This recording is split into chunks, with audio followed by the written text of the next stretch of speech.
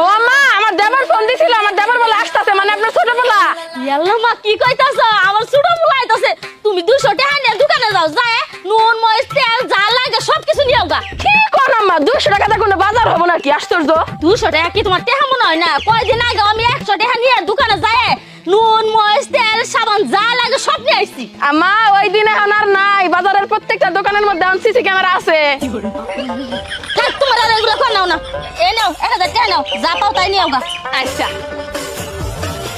ও আমার আসল খরচা নিয়ে আম্মা আইছি।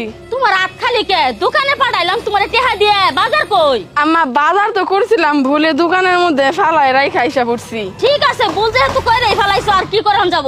বাকি টাকা যেটি বাচ্চা ওটি দাও, আমি বাজার করে নিয়ে আহি।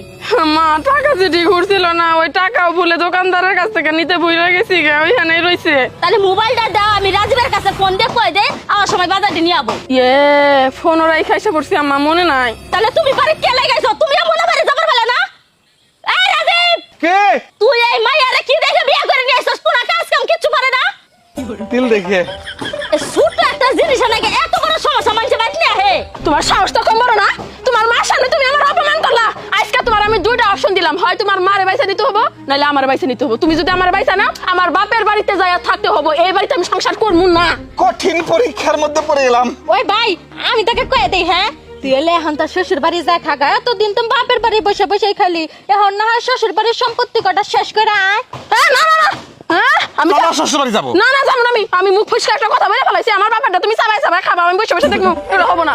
মাটির কামড়ায় এই বাড়িতে থাকবো, তোমার হাড্ডি দিয়ে দরকার পড়ে আমি ডুকডুকি পারবো, তাও তোমার সাথে এই বাড়িতে সংসার করবো।